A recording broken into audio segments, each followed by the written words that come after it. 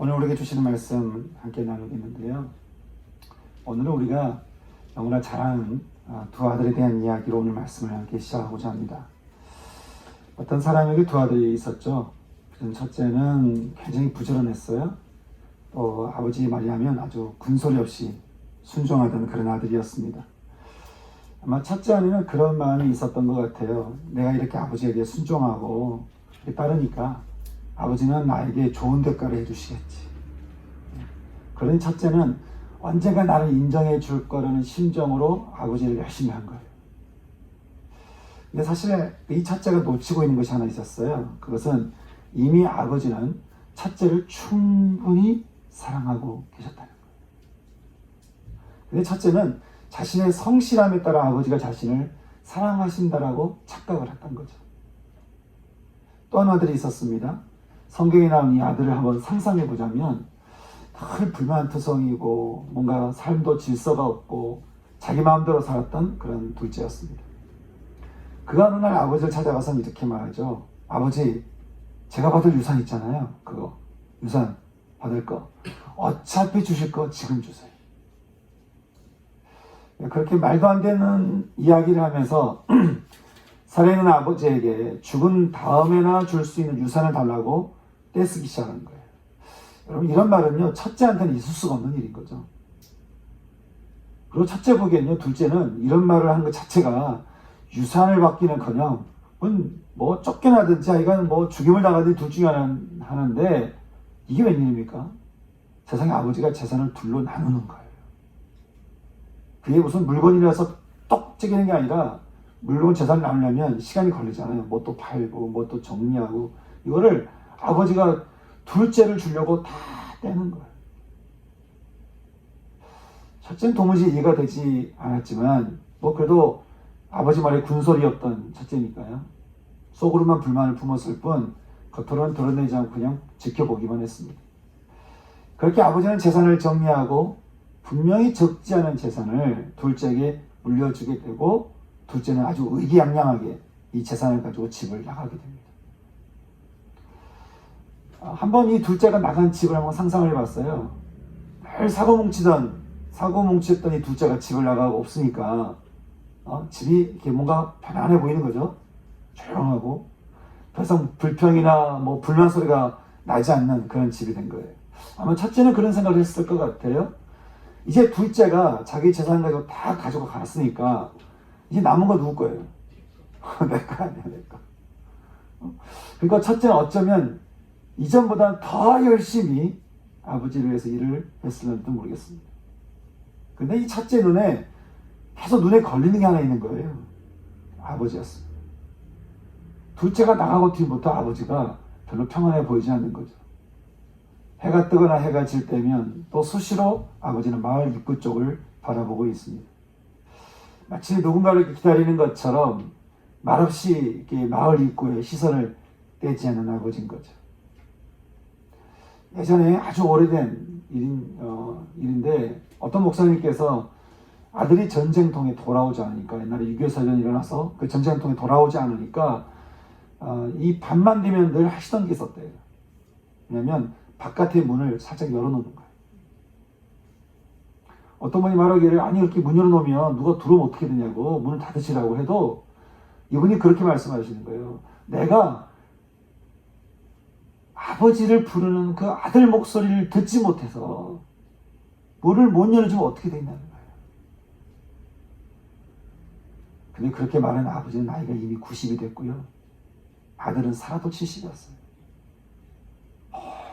오랜 동안 아버지는 돌아오지 않는 아들을 위해서 평생 문을 열어놓고 또 귀도 열어놓고 계신 거죠. 이게 이 둘째 아버지의 심정이었습니다. 첫째는 이런 아버지가 이해가 되지 않았어요. 아니 여기 또 다른 아들이 있지 않냐 이거죠. 이제 나한테 그 관심을 주고 나를 사랑하면 되지 않나. 근데 아버지 시선은 늘 밖에 있었다고 하는 것이죠. 그러던 어느 날 이렇게 어느 날처럼 밖을 바라보던 그 아버지가 갑자기 멍하니 서더니 뭔가를 발견한 듯 급히 발을 움직이기 시작합니다. 그리고 저 앞에 누군가 터벅터벅 길을 걸어오는 거죠.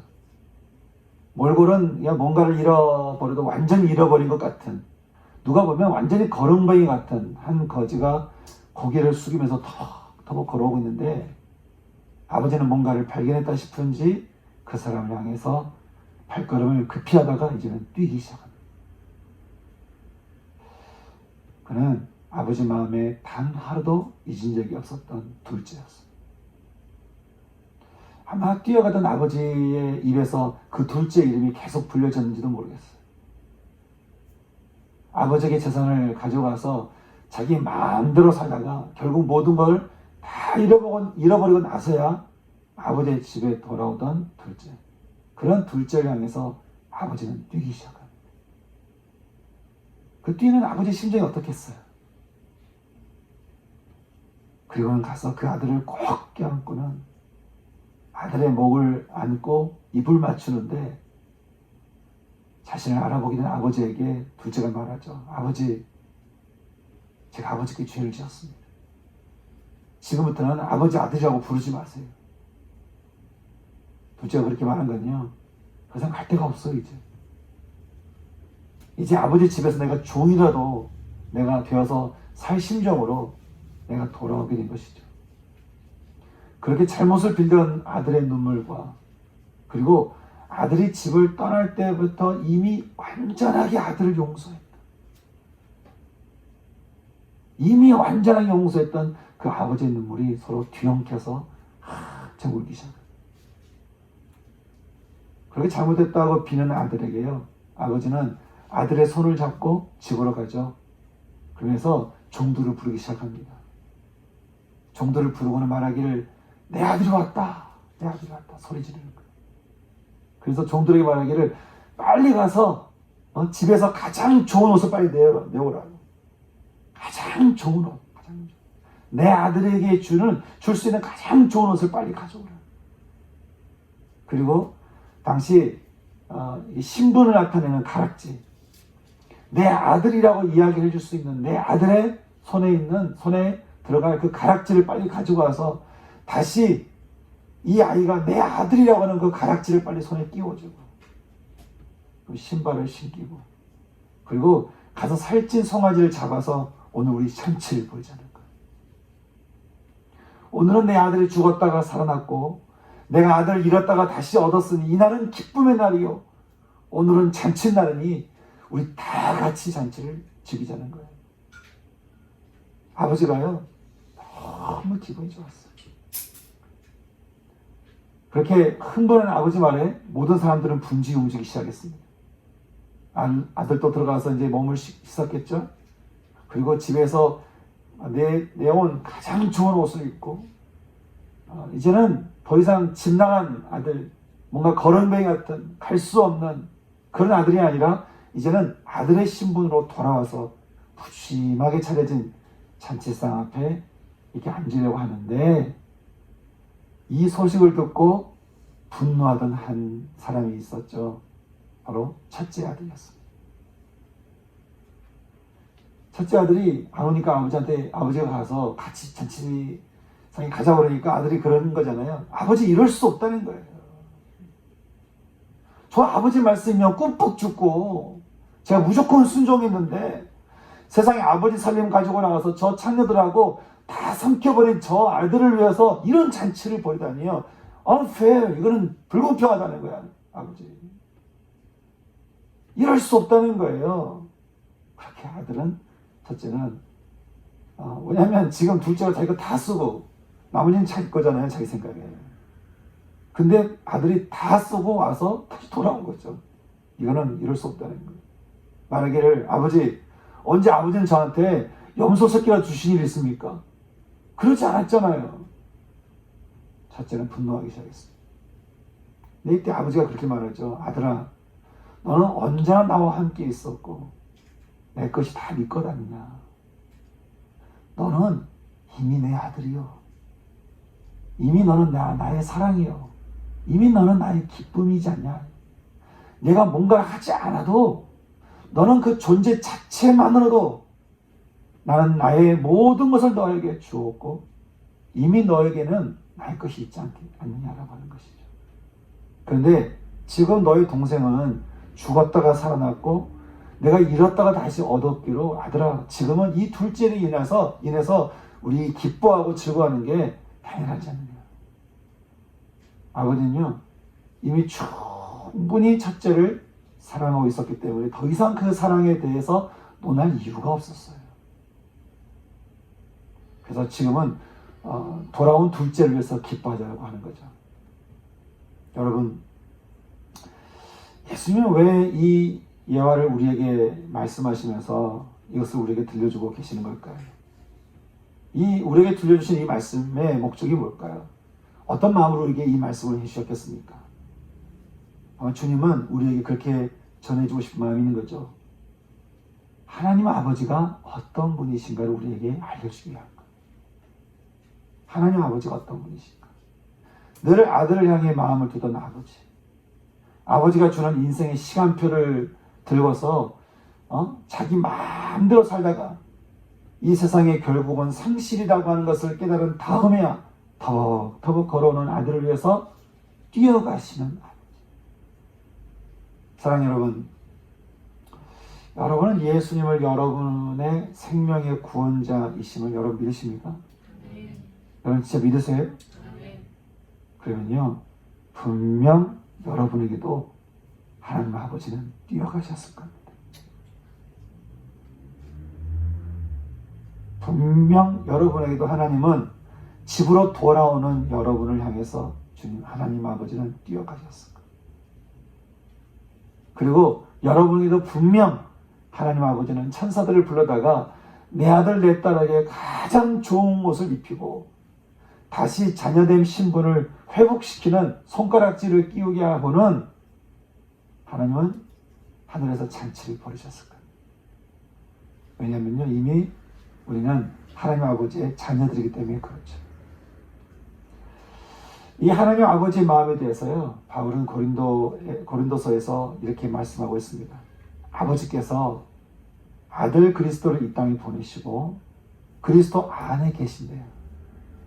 그리스도 안에 계셔서 온 세상을 자신과 화목하게 하시려고. 여기서 이 표현된 이 화목이라는 단어, 이 단어는요, 화해를 말합니다. 화해. 우리가 화해하다 그러잖아요. 서로 뭔가 문제가 있어서 가까울 수 없는 사람들이 문제가 해결돼가지고 마음이 풀려서 화목하게 된 것을 말하는 거죠. 하나님 아버지는요, 우리 마음에 들어오는 이 죄라는 문제 때문에 서로 화목할 수 없다는 사실을 하나님 잘 아셨어요. 그래서 그리스도를 보내어 그리스도 안에 계셔서 죄를 알지도 못하는 그 아들 그리스도에게 우리에게 돌아올 모든 죄의 대가를 전가시키고는 저와 여러분과의 관계를 화목하게 하셨다는 거예요. 여러분, 죄는 우리가 지었잖아요. 근데 왜 하나님은 죄를 알지도 못하는 예수님에게 이 죄의 대가를 치르게 하셨을까요? 이유는 분명합니다. 우리에게 하나님의 의로움, 그 죄가 없으신 예수님의 의로움의 옷을 입히기 위해서였습니다. 여러분, 예수님 때문에 우리가 의로운 옷을 입어서 의로운 자가 되는 것은 이제 그는 모든 죄로부터 용서함을 받았다는 것을 의미합니다. 또 의로움의 옷을 입었다라고 하는 것은 의로움의 옷을 입고 내가 의로운 자가 되었다는 것, 내 속은 의로운 것이 아닌데 주께서 돌아왔다는 이유로 의로운 옷을, 가장 좋은 의로운 옷을 입히시고는 우리로 하여금 의로운 자라고 칭해 주신 것은 다시 하나님 아버지의 집으로 돌아갈 수 있게 되었다는 말이고요. 또 의로운 자가 되었다는 것은요, 이건 재판 용어예요. 그래서 사단이 우리를 향해서 정죄하고 비난하면서 우리가 유죄라고, 저 사람이 저때 무슨 죄를 지었고 이 사람은 어떤 죄를 지었고 하나님 알지 않냐라고 그렇게 우리를 고소하는 것을 할 수 없도록, 사단이 우리의 죄를 들춰서 고소를 못하도록 하나님이 무죄로 우리를 선언해 버리셨다는 것을 의미하는 것입니다. 그렇게 예수님이 지신 십자가의 죽음으로 우리에게는 하나님의 의를 입혀주셔서 우리로 하여금 의로운 자가 되게 하셨으니 바울은 말합니다. 누구든지 너희도 예수 그리스도 안에 있으면 그 그리스도 안에서 구원의 역사를 이루신 그 하나님 아버지와 연합하게 된 그 자들은 누구든지 새로운 피조물이 되었다는 것입니다.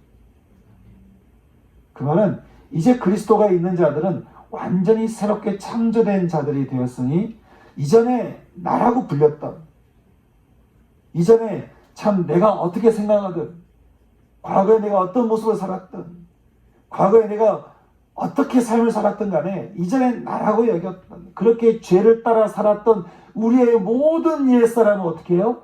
다 지나갔으니 보라, 너는 이제부터 영원히 새 것이 되었도다. 할렐루야. 새 것이 되었다 이 말은요, 거기에 뜻하는 표현은 영원이라는 표현이 들어가 있어요. 그냥 한번 새 것이 되었다는 게 아니에요. 영원히 새 것이 되었다. 사랑하는 여러분, 하나님 아버지께서 오늘 우리에게 주시는 복음의 소리를 들으시기 바랍니다. 내가 너희에게 아들 예수 그리스도를 보내어 너희와 화목하게 하였으므로 이제 이전 것은 지나갔으니 보라, 너는 영원히 새 것이 되었다. 믿으십니까? 저는 우리를 향한 이 복음이 이 시간 저와 여러분 모두의 분명한 복음이 될 수 있기를 주님의 이름으로 축원합니다. 이 놀라운 하나님 아버지를 우리는 여호수아서 말씀 통해서도 만나게 됩니다. 40년간 모든 출애굽 여정을 마치고 이제 딱 요단강을 건너게 됐어요. 그 약속의 땅, 그렇게 그리던 약속의 땅, 언약의 땅에 들어가기 바로 직전에 하나님께서 이렇게 말씀하십니다. 내가 이집트에서 살았던, 이전에 살았던 너의 모든 수치를 너희에게서 떠나게 했으므로 내가 그곳 이름을 길갈이라 이렇게 이름을 불렀다는 거예요. 길갈의 의미가 참 너무 좋은데요. 이 길갈의 의미는 제거하다는 의미입니다. 하나님은 이제 새로운 땅을 앞에 둔 이스라엘 향해서 말씀하시기를 내가 너의 모든 수치를 길갈 제거하였고 너가 그곳에서 노예로 살면서 하나님 백성의 신분을 잃어버렸던 너의 모든 수치를 길갈 제거하고는 이제 너로 하여금 새로운 땅, 언약의 땅에 사는 새 사람이 되게 할 거라고 하는 것이죠. 그렇게 길갈이라 부르던 곳에서 이스라엘 백성의 모든 수치와 그로 인한 심판을 패스오버, 유월 하게 되는 그 유월절의 절기를 지키게 하시고는 이제 그들로 하여금 새로운 땅에 들어가게 하셨습니다. 이런 은혜를 입게 된 자에게 오늘 우리가 성식교독에서 나눴던 다윗이 그렇게 말하죠. 허물의 사함을 받고 자신의 죄가 가려진 자가 복이 있도다.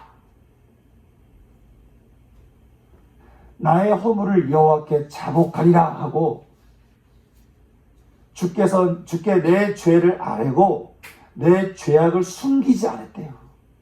있는 그대로 고백했더니 주께서 내 죄악을 사심으로 여호와께 정죄당하지 않게 된 자는 복이 있으며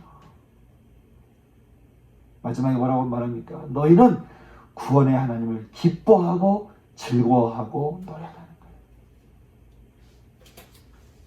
사랑하는 여러분, 저는 하나님 아버지께서 아들 예수 그리스도를 통하여 우리에게 베풀어 주시는 이 새로운 피조물, 영원한 새 것이 되게 만들어버리신 이 하나님 말씀 앞에 저는 우리를 기뻐하시는 하나님 안에서 저와 여러분도 함께 기뻐할 수 있기를 주님의 이름으로 축복합니다. 많은 분들이요, 하나님이 이미 우리를 자유함으로 부르셨는데도 불구하고 여전히 죄책감을 가지고 살아갑니다. 왜냐하면 여전히 우리 안에서 죄가 올라오거든요.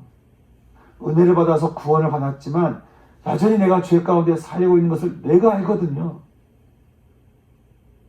그런데 여러분, 하나님의 용서에 대해서 여러분 생각할 때 만약에요, 우리가 뭘 해서 뭐를 잘해서 하나님께 용서받을 수 있다고 한다면, 하여간 우리가 뭐라도 해가지고 뭐라도 해서 우리가 하나님께 용서를 받을 수 있다고 한다면, 여러분, 하나님께서는 뭐하러 아들을 이 땅에 보내서 십자가에 죽게 하셨겠습니까? 그 말은요, 어떠한 죄도 우리 힘으로는 어떻게 해볼 수가 없는, 우리는 전적으로 타락한 존재라고 하는 것이죠. 게다가 주님은요, 우리를 용서하실 때, 우리를 용서하시면서 우리가 다시 죄를 지을 걸 아셨어요. 여러분, 하는 거 보고 또 와서 잘못했다고 용서를 하면 용서하는 거고요. 하나님의 사랑은 어떤 사랑입니까? 먼저 용서를, 완전한 용서를 하시고, 먼저 우리를 향해서 먼저 용서를 작정하시고 우리를 보신다는 거예요. 먼저 우리 다 용서했다고 그러니까 이제 우리가 우리 마음대로 살아도 된다라는 말이 아니겠죠? 여러분, 우리 죄는요, 회개하지 않는 한 그 죄에 대한 대가를 치러야 됩니다. 그러니 분명히 죄가 있는데 회개하지 않으면 대가를 치르게 되어 있는 것이죠. 그러나 하나님 아버지는 아들 예수의 십자가를 통해서 이미 우리를 용서하시기로 작정하시고는 우리를 바라보시는 거예요. 이미 용서하기로 작정하신 하나님 아버지 앞에, 여러분, 저는 오늘 우리를 사랑하시는 하나님 아버지와 더불어서 서로 화목할 수 있는, 서로 화해될 수 있는 그런 은혜가 있기를 소망하는 것입니다. 여러분, 혹시 여러분 마음 가운데 아직 하나님과 화목하게 되지 않는, 하나님의 온전한 사랑을 받아들이지 않는, 하나님의 완전한 용서와 온전한 사랑을 아직 받아들이지 않고 혹시 여러분 가운데 죄책감으로 살아가고 있는 여러분의 마음이 있다 한다면, 여러분, 우리를 위해서 대신 보내신 예수 그리스도를 통해서 하나님 아버지와 오늘 시간 화목하게 되는, 화해할 수 있는 그런 종이 있기를 소망합니다. 근데 여기서 아버지 마음은요, 여기서 끝나지 않았어요. 돌아온 탕자들을 위한 아버지 마음에 대해서요, 바울이 말을 하죠. 이 모든 은혜와 은총이 다 하나님 아버지께로부터 났으며, 하나님께서 아들 그리스도로 말미암아 예수님이 십자가를 통해 하나님과 우리가 서로 화목하게, 화해하게 하셨으니 이제 하나님께서요, 우리에게 맡겨주시는 직분 하나가 있다고 말씀하시는 거예요. 우리에게 먼저 용서하시고, 완전하게 용서하시고, 아버지의 집으로 우리를 초대하셔서 우리를 완전하게 회복시켜 주시면 영원한 새 것으로 우리를 회복시켜 주신 그 하나님 아버지께서 우리에게 부탁하시는, 내가 너에게 부탁한다, 그런 직분이 하나 있다는 것이에요. 이 직분에 대해서요, 바울은 사도행전 20장 24절에서 이렇게 말을 했어요. 내가 달려갈 길과 주 예수께 받은 사명이 있다는 거죠.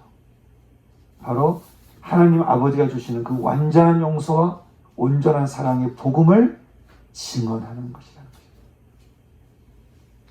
자기는 이 일을 하는데 자신의 생명조차 조금도 귀하게 여기지 않았다라고 이야기를 하고 있습니다. 나는 이 일을 위해서 평생 산다라고 하는 거예요. 이처럼 하나님 아버지께서 너희에게도 하나님과 화목하게 하는 직분을 주셨다라고 우리가 말씀하는 것이죠. 바로 이 직분에 대해서 말하기를요, 하나님께서 그리스도 안에서 세상을 자신과 화목하게 하시려고, 다시 말해서 화해하게 하시려고, 세상 사람들의 죄를 세상 사람들에게 돌리지 않으신 것처럼 우리도 우리 가운데 찾아온, 또 우리 가운데 이게 보이는 이 모든 세상의 죄를 세상에 돌릴 것이 아니고 그들이 하나님과 서로 화목하게 되도록, 화해할 수 있도록 이 화해의 복음을 전하도록 우리에게 부탁하셨다는 거예요. 내가 그리스도를 통해 너희와 내가 서로 화해하게 된 것 같이 그 용서와 사랑으로 우리도 그리스도를 대신하여 하나님 나라의 사신이 되어서 세상이 하나님과 화해하도록 너희가 그 일을 할 수 있겠냐라고 우리에게 말씀하십니다. 내가 이 일을 너에게 부탁한다. 그러신다는 거죠. 여러분, 세상은요, 사랑보다 미움에 우선합니다. 용서보다 다투기를 먼저 해요. 믿음보다 의심하고요. 희망하기보다는 절망합니다. 빛을 좋아하기보다는 어둠 속에 스스로 갇혀있어 웅크리기 마련입니다. 위로하기보다는 내가 먼저 위로받으려고 하고요. 사랑하기보다는 나를 먼저 이해해 주라고 그렇게 이야기합니다. 여러분, 이게 죄성을 가진 우리들의 현주소 아니겠습니까? 여러분, 다들 이 죄성을 따라 살고 있어서 세상이 점점점 거칠어지고 있어요. 점점점 사랑보다는 온통 분노와 분열과 다툼과 시기와 증오와 이 분쟁의 냄새가 아주 진동하고 있는 이 시대 가운데 여러분, 어디에 소망이 있겠습니까? 무슨 어디에 우리 마음이, 우리 속사람이 회복될 수 있는 이 소망이 있겠습니까? 하나님과 화목되어 화해할 수 있다면 여러분, 그때 이 세상에 진짜 소망이 있을 수 있지 않겠냐고 하는 것이죠. 여러분, 세상을 보면요, 나라도 마찬가지입니다. 아무리 지도자들을 바꾸고 심지어는 국적을 바꾸고 장소를 바꾸고 환경을 바꿔도요, 여러분, 우리가 어떻게 어둠에서 빛으로 나올 수 있겠습니까? 선거를 끝난 다음에 역대적으로 이 사람이 되고 이런 국회의원이 되고 이런 대통령이 되고 어떤 사람은 좋아하기도 하고 절망하기도 하고 실망하기도 하고. 근데 여러분, 제가 수많은 이 선거에 참여를 해보고 서로 좋다는 사람 다 이렇게 돼서 왔지만요, 그게 그거예요. 그게 우리에게 소망을 주는 게 아니에요. 그게 내 인생에, 내 영혼에 빛을 주는 게 아니에요. 여러분, 우리 빛은 어디 있겠습니까? 온 세상이 화목하게 되는, 화해하게 되는 이 길, 여러분, 여기에 우리의 소망이 따라가는 것이죠. 오직 유일한 소망이 되시는 하나님 안에서 우리가 서로 다 화해하도록, 여러분, 하나님께서 우리에게 부탁하신 이 부탁, 너희가 하나님과 더불어 화목하고 또 화해할 수 있는 이 직분을 맡아줄 수 있겠냐라고 하는 것이에요. 여러분, 그런 삶을 사는 게 지금 우리가 배우는 하나님의 성품의 덕 아니겠습니까? 성경은 오늘 우리에게 말씀하시기를, 먼저는 우리를 품으시고 우리를 기다리시며 또 우리를 한없이 당신의 아들로 영원한 새 것으로 품어주시는 하나님 안에서 우리가 먼저 하나님과 서로 화목하고 세상에 나가서는 도무지 화목되지 않는, 도무지 사랑으로 나가지 않는 이 세상과 하나님과 서로 화목하도록 내가 그들 위해서 기도하고 그 현장에서 이 복음의 삶을 살아내고 복음이 무엇인가 삶으로 나눠주고 그리고 귀가 열린 자에게는 이 복음의 소식을 전하고 그래서 그들도 하나님과 서로 화목할 수 있도록 화해할 수 있도록 너희가 그렇게 해줄 수 있지 않겠냐, 해주면 어떻겠냐라고 주님이 우리에게 부탁하신 거라고 하는 거예요. 사랑하는 여러분, 오늘 주님이 우리에게 주시는 이 말씀 앞에 저는 화목하라고 말씀하신 이 말씀 앞에 저는요, 저와 여러분이 하나님과 충분히 화목하고 다시 화해하시고 모든 묶임들을 풀어내서 온전히 하나님 아버지 집 안에 거하시면서 이제는 세상에서도 모든 사람들을 다 그 집으로 초대할 수 있는, 이것을 두고 여러분이 기도할 수 있는, 여러분의 재능과 여러분의 은사와 여러분의 탤런트와 여러분이 가진 모든 것들이 다 이것을 위해서 살아갈 수 있는, 이것을 위해서 여러분이 이것을 사용할 수 있는 그런 정이 저는 여러분 모두 가운데 임할 수 있기를 소망하는 것입니다. 오늘 주신 이 말씀을 가지고 우리 함께 찬양하고 기도하고 싶은데요. 우리 마지막 기도 찬양 함께 찬양하면서 우리 마음도 주님께 올려드리고 그리고 그렇게 또 기도할 수 있는 우리가 시간이 됐으면 좋겠습니다.